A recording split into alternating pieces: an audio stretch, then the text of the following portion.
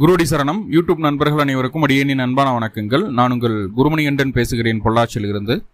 திருக்கணித பஞ்சாங்கத்தின்படி வரக்கூடிய ஜனவரி மாதம் துளாராசி அன்பர்களுக்கு என்ன மாதிரியான பலன்கள் நடக்க இருக்குது அப்படிங்கிற விஷயத்தை இந்த பதிவில் பார்க்க போகிறோம்.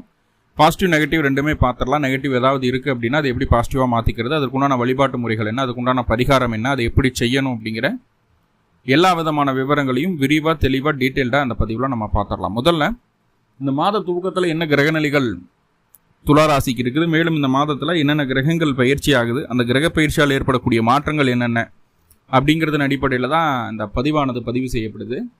ஸோ அப்படி பார்க்கும்போது இந்த மாத துவக்கத்தில் என்ன கிரகநிலைகள் துளாராசிக்கு இருக்குது அப்படின்னு சொல்லி பார்த்துட்டோம்னா, ராசிக்கு 2ஆம் இடமான தனம் வாக்கு குடும்பஸ்தானத்தில் புதன் அப்படின்னு சொல்லக்கூடிய பாக்கியாதிபதி அமர்ந்திருக்கக்கூடிய ஒரு சூழ்நிலை, நல்ல விஷயம் அது.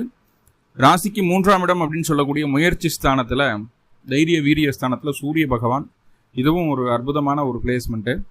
ராசிக்கு 5ஆம் இடத்துல உங்களுடைய ராசி அதிபதி அப்படின்னு சொல்லக்கூடிய சுக்கிரனும் சனியும் இணைந்திருக்கிறாங்க.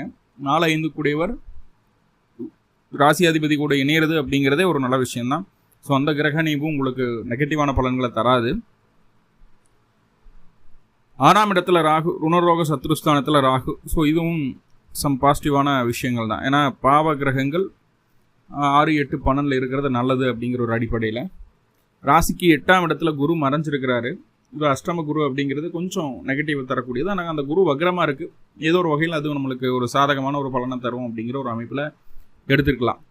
அதே போல் ராசிக்கு 10ஆம் இடத்துல செவ்வாய் திக்பலமாக இருக்குது, நீச்சமாக இருக்குது, நீச்ச வக்ரம் ஆயிடுச்சு. அப்போ நீச்ச வக்ரம் அப்படிங்கிறது உச்ச பலனை தரக்கூடிய அமைப்பு. சார் துலா ராசிக்கு செவ்வாய் கடகத்தில் இருந்தாலே ஒரு பலமாக இருக்கிறாருன்னு தான் சார் அழுத்தம். ஏன்னா ஒரு திக்பலம் அடையக்கூடிய ஒரு அமைப்பு. ஸோ அதனால் செவ்வாய் அங்கே நீச்சம்னு எடுக்கவே கூடாது துலாத்துக்கு மட்டும்.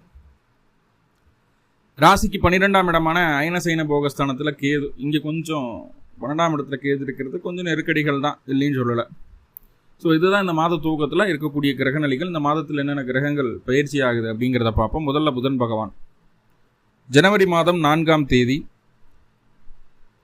தனுசு ராசிக்கு புதன் பயிற்சி ஆகிறார். அதாவது உங்களுடைய ராசிக்கு 2ஆம் இடத்திலிருந்து 3ஆம் இடத்துக்கு பயிற்சி ஆகிறார். 9ஆம் அதிபதி 3ல், நல்ல விஷயம். ஆனால் 12ஆம் அதிபதி 3ல் சின்ன சின்ன இடையூறுகள் உண்டு. ரெண்டுமே இருக்குது, இல்லைன்னு சொல்லலை. ஆனால் 9ஆம் அதிபதி 3ல் இருக்கிறதுங்கிறது அற்புதமான ஒரு பாவ இணைவு. ஸோ என்னங்கிறத டீட்டெயில்டாக பார்ப்போம். ஜனவரி மாதம் 4ஆம் தேதி தனுசு ராசிக்குள்ளே வந்துருச்சுன்னா, ஜனவரி மாதம் 24ஆம் தேதி வரைக்கும் அந்த புதன் தனுசுக்குள்ளே இருக்கார். ஜனவரி 24 அன்னைக்கு தனுசுலேருந்து மகரத்துக்கு பயிற்சி ஆகுது. ஸோ இது நல்ல விஷயம் தான். மகரத்தில் புதன் இருந்தாலும் சரி, தனுசுல புதன் இருந்தாலும் சரி, உங்களுக்கு ஒரு ஃபேவரான ஒரு அமைப்பு தான். புதனால் எந்த பாதிப்பும் வராது உங்களுக்கு. ஓகே, ஜனவரி மாதம் 14ஆம் தேதி சூரியன் உங்களுடைய ராசிக்கு 11ஆம் அதிபதி, லாபாதிபதி, அவரே பாதகாதிபதியும் கூட 3ஆம் பாவத்தில் இருக்கார். 11-3 தொடர்பு நல்ல விஷயம்தான். எகைன் அவர் 4ஆம் பாவத்துக்கு போகிறாரு. சூரியன் 4ஆம் பாவத்துக்கு நகர்வது அப்படிங்கிறது நல்ல விஷயமா துலா ராசிக்குன்னு கேட்டால் 50-50 அப்படின்னு தான் சொல்லுவேன் நான். ஏன்னா அவர் என்னதான் இருந்தாலும் பாதகாதிபதி சுகஸ்தானத்தில் இருக்கார். அப்படிங்கும்போது கொஞ்சம் தொந்தரவுகளும் உண்டு. அது என்னங்கிறது டீட்டெயில்டாக பார்ப்போம் நம்ம. ஜனவரி மாதம் 21ஆம் தேதி உங்களுடைய ராசிக்கு 2-7க்கு அதிபதி செவ்வாய், ராசிக்கு 10ஆம் இடத்துல திக்பலம் பெற்றிருக்கக்கூடிய செவ்வாய், ஆல்ரெடி வக்ரம் சொல்லிட்டேன். ஒரு வக்ரத்தில் பின்னோக்கி நகர்ந்து கடகத்திலிருந்து மிதுன ராசிக்கு பயிற்சி ஆகிறார். வக்ர பயிற்சி ஆகுது செவ்வாய். இப்போ செவ்வாய் வக்ர பயிற்சி ஆகிறதுனால ஏதாவது பாதிப்பா சார் அப்படின்னா, 2-7க்கு அதிபதி 9ல் இருக்கிறது நல்ல விஷயம்தான். ஆனால் சின்ன சின்ன விஷயங்களில் இங்கே ஒரு நெகட்டிவும் இருக்குது. முக்கியமாக ஹஸ்பண்ட் அண்ட் ஒய்ஃப் விஷயங்களில் என்னங்கிறது டீட்டெயில்டாக பார்ப்போம். ஓகே, அதுக்கப்புறமா பார்த்துட்டிங்கன்னா ஜனவரி 28ஆம் தேதி சுக்கிர பயிற்சி இருக்குது. அது பிப்ரவரியில் தான் உங்களுக்கு அஃபெக்ட் பண்ணும். என்னன்னாலும் அதோட ரியாக்ஷன் என்ன அப்படின்னு பிப்ரவரியில் தான் தெரியும். அதை பற்றி இப்போ பார்க்க போகிறது கிடையாது. ஆல்மோஸ்ட் சுக்கிரன் ராசிக்கு 5ஆம் இடத்துல பூர்வ புண்ணிய ஸ்தானத்தில் இருக்கார். அப்படிங்கிற ஒரு அமைப்பில் தான் இந்த மாதம் முழுக்க நகரப்போகுது. ஓகே, இப்போ ஒவ்வொரு கிரகமாக நம்ம பார்த்துட்டு வரலாம். ஒவ்வொரு கிரகங்களுடைய தசாபுத்தி உங்களுடைய சுய ஜாதகத்தில் நடந்துட்டு இருந்ததுன்னா நான் சொல்லக்கூடிய விஷயங்கள் அப்படியே உங்களுக்கு பொருந்தி வரும். அப்படி தசாபுத்தி நடக்காத பட்சத்துலையும் உங்களுக்கு அது பாதிப்புகள் வருமா அப்படின்னு கேட்டால், நன்மைகள் வருமானு கேட்டால் கண்டிப்பாக நடக்கும். நான் சொல்லக்கூடிய விஷயங்கள் நடக்கும். பெரிய மாற்றங்களை வாழ்வில் ஏற்படுத்தாது, அவ்வளோதான். ஆனால் சம்பவம் நடக்காமல் போகிறது வாய்ப்பில்லை அப்படிங்கிறத புரிஞ்சுக்கோங்க. ஓகே, முதல்ல புதன் பகவான் உங்களுடைய ராசிக்கு 9-12க்கு அதிபதி. அவர் தான் பாக்கியாதிபதி அப்படின்னு சொல்லக்கூடிய கிரகம். ஒரு ஜாதகத்தில் பாக்கியாதிபதி அப்படின்னு சொல்லக்கூடிய கிரகம் பலமாயிடுச்சு அப்படின்னாவே ஆல்மோஸ்ட் அந்த ஜாதகம் ஜெயிச்சிருச்சுன்னு அர்த்தம்.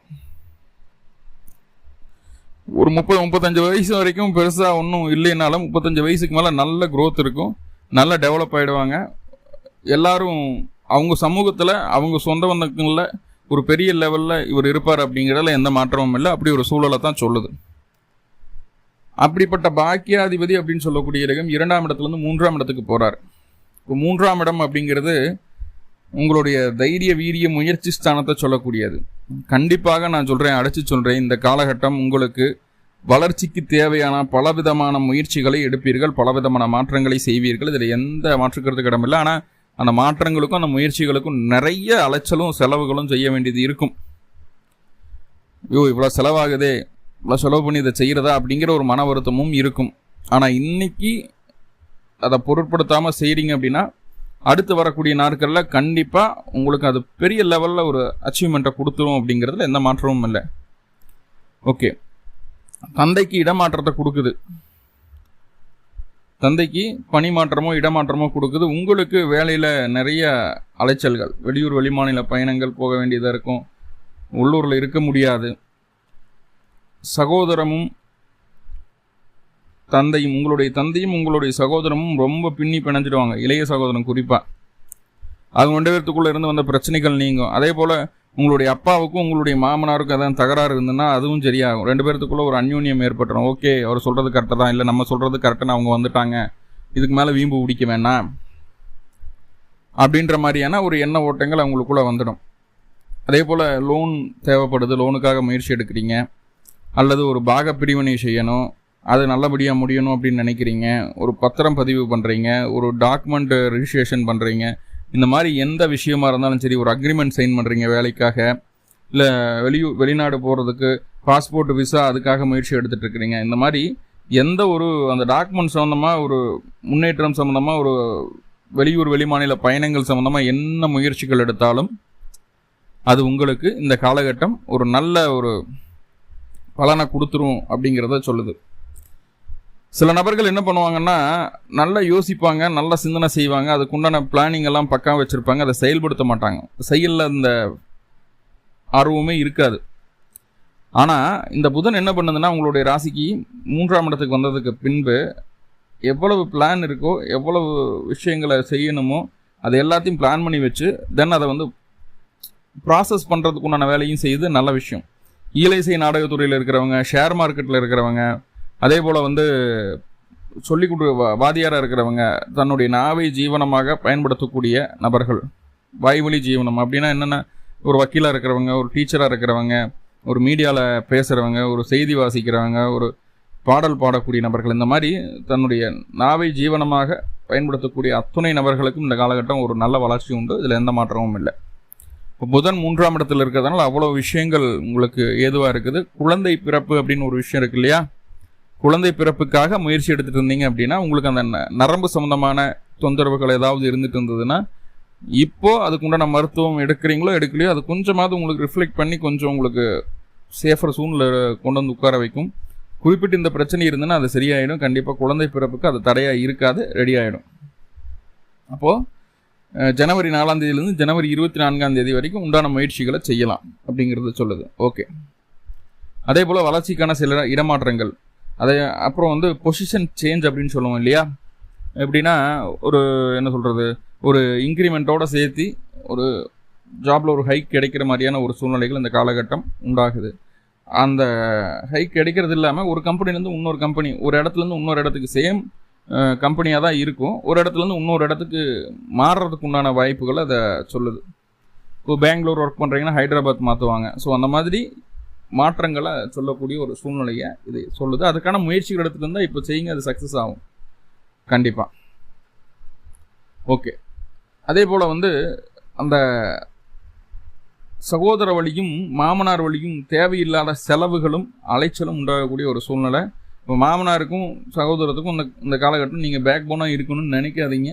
உங்கள்கிட்ட இருக்கிற காசு பணத்தை, உங்களுடைய நேரத்தை, காசு பணம் போனால் போயிட்டு போது சம்பாரிச்சுக்கலாம் இல்லையா, உங்களுடைய நேரத்தை அனாவசியமாக விரயப்படுத்துறதுக்குண்டான வாய்ப்புகளை சொல்லுது. இவர்கள் மூலமாக தான் அந்த விரயம் நடக்கும். 3வது அக்கம் பக்கத்தினர் மூலமாக நீங்கள் ஒரு வேலையை செஞ்சுட்டு இருப்பீங்க, அதை உங்களை திசை திருப்பக்கு பக்கத்தில் இருக்கணும், அது இதுன்னு சொல்லி இப்படி பண்ணாது அப்படி பண்ணாது, அதை பண்ணால் இப்படி ஆகிடும், அதை பண்ணால் இப்படி ஆகிடுன்னு சொல்லி போட்டு உங்களை கொஞ்சம் திசை திருப்புவாங்க.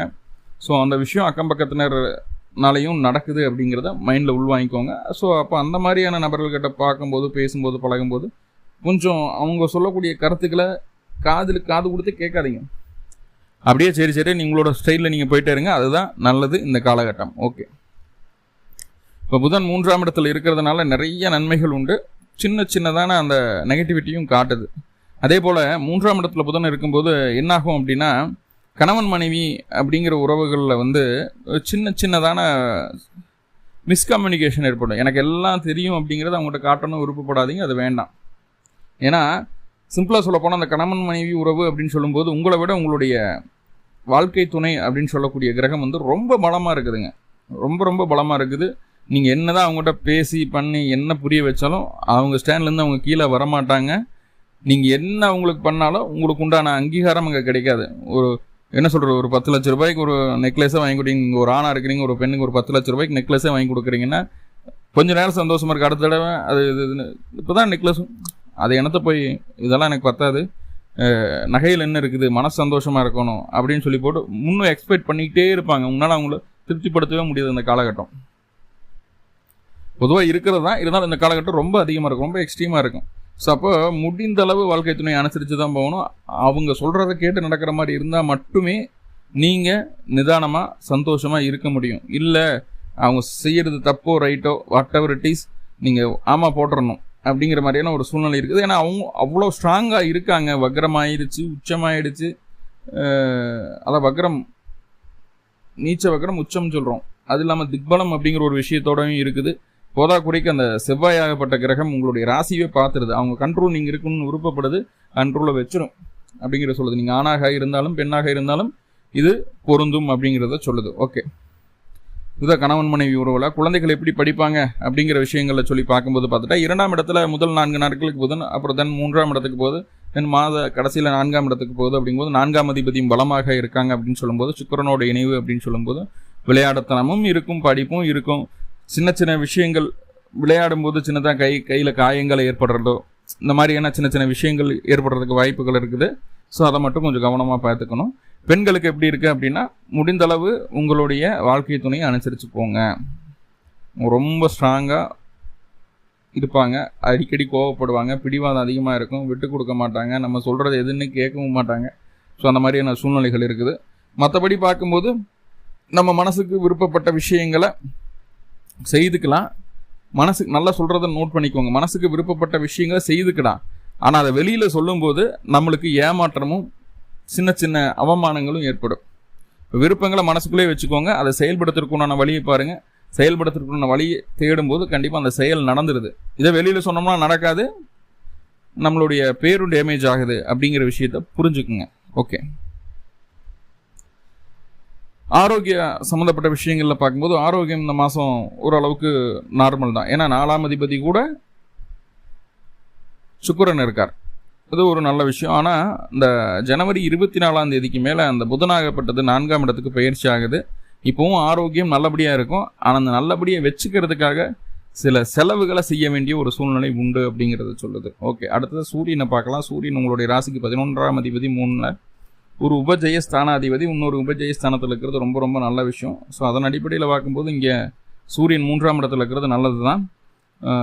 என்ன சொல்கிறதுனா, உங்களுடைய ஃபுல் பொட்டன்சி, உங்களோட எவ்வளோ வலு இருக்குது, எவ்வளவு நீங்கள் ஒர்க் பண்ணுவீங்க, உங்களோட முழு திறமை என்ன அப்படிங்கிறத வெளியில் காட்டுறதுக்கு உண்டான சூழ்நிலை இந்த காலகட்டம். கண்டிப்பாக அதை செய்வீங்க. ஜனவரி மாதம் 14ஆம் தேதிக்கு மேலே அந்த சூரியனாகப்பட்டது 4ஆம் இடத்துக்கு பயிற்சி ஆகுது. அப்போ தாயாருக்கு கொஞ்சம் மருத்துவ செலவுகள் வர்ற மாதிரியான ஒரு சூழ்நிலைகளை சொல்லுது. தாயாரனுடைய உயிர் சொத்து சம்மந்தமான விஷயங்கள் ஏதாவது நிலவில் இருந்ததுன்னா அது இந்த காலகட்டம் ஓப்பன் பண்ணிங்கன்னா அது உங்களுக்கு சக்ஸஸாக மாறுறதுக்கு உண்டான ஒரு சூழ்நிலையை சொல்லுது. அதே போல் வண்டி வாகனத்தில் நீண்ட தூர பயணங்கள் தனித்து பயணிக்க வேண்டாம் அப்படிங்கிறது சொல்லுது. ஏன்னா நீண்ட தூர பயணங்கள் தனித்து பயணிக்கும் போது சின்னதான விபத்துக்களை சந்திக்க வேண்டிய ஒரு சூழ்நிலையும் துலா ராசிக்கு உண்டு அப்படிங்கிறத எந்த மாற்றுக்கிறதுக்கு இடமில்லை. ஓகே, உங்களுடைய ராசி அதிபதி சுக்கிரன் ராசிக்கு 5ஆம் இடத்துல இருக்கார். அது என்ன சொல்ல வருது அப்படின்னு சொல்லி பார்த்துட்டா, நீங்கள் மனசில் நினைக்கக்கூடிய விஷயங்கள், விருப்பப்படக்கூடிய விஷயங்கள், சிந்திக்கக்கூடிய விஷயங்கள் எல்லாமே நடக்கும், நடத்தி காட்டும் இந்த சனியும் சுக்கிரனும் இணைவு. ஆனால் கொஞ்சம் ஸ்லோவாக நடக்கும், அவ்வளோதான், சிம்பிள். ஸ்லோ ப்ராசஸாக நடக்கும். அதுக்கு உண்டான ஸ்டார்டிங் பாயிண்ட் இது அப்படிங்கிறத சொல்லுது. மனசுக்குள்ளே அதை இதையும் போட்டு குழப்பாமல் தெளிவாக இருக்கணும் அப்படிங்கிறத சொல்லி. ஏன்னா 8 கூடிய ராவும் சுக்கிரன் வர அவர் வந்து 5ல் உட்காரும்போது ஆள் மனசுக்குள்ளே யார் மேலேயும் ஒரு நம்பிக்கை வராது, அவநம்பிக்கை அதிகமாக இருக்கக்கூடிய ஒரு காலகட்டமாக இருக்குது. ஸோ அந்த விஷயத்தில் மட்டும் கொஞ்சம் நம்மளை நம்ம சரி பண்ணிக்கிட்டு, இதுக்கு முன்னாடி என்ன நடந்தது, அவங்க நம்மகிட்ட எப்படி நடந்துக்கிட்டாங்க, இதுக்கப்புறம் எப்படி நடக்க போகுது, அதுக்கு அவங்க எப்படி ரியாக்ட் பண்ணுவாங்கிறத கொஞ்சம் யோசித்து பார்த்துட்டு அதுக்கப்புறம் நீங்கள் சின்ன சின்ன விஷயங்களை ப்ரொசீட் பண்ணுறது நல்லது அப்படிங்கிறத சொல்லுது. குழந்தைகளுடைய ஆரோக்கியத்தில் சற்று அக்கறை வேணும் அப்படிங்கிற விஷயத்தையும் சொல்லுது. ஓகே, நிறைய பாசிட்டிவான விஷயங்கள் பார்த்துட்டோம், சின்ன சின்ன நெகட்டிவும் இருக்குது இல்லையா? அந்த நெகட்டிவை பாசிட்டிவாக மாற்றிக்கிறதுக்கு என்ன பண்ணணும் அப்படின்னு கேட்டுட்டா, அருகில் இருக்கக்கூடிய காவல் தெய்வ வழிபாடு செய்துட்டு வருது, கருப்பராயன் வழிபாடு செய்துட்டு வர்றது நல்லது. கருப்பராயனுக்கு எண்ணெய்க்கா போடுங்க, 2 நல்லெண்ணெய் தீபம் போட்டு வழிபாடு பண்ணிட்டு வாங்க. பிறந்த கிழமை அன்னைக்கு பிரத நட்சத்திரத்தன்னைக்கு அந்த வழிபாடை செய்யுங்க. மேலும் துளாராசி அன்பர்களுக்கு இந்த மாதம் எல்லா விதத்திலையும் வெற்றி வாய்ப்புகளை அள்ளித்தர வேண்டும் என்று சொல்லி எல்லாம் வல்ல பரம்பொருளை பிரார்த்தனை பண்ணிட்டு இந்த பதிவை முடிச்சுக்கிறேன். நன்றி நண்பர்களே, நன்றி. வாழ்வளமுடன். திருச்சிற்றம்பலம்.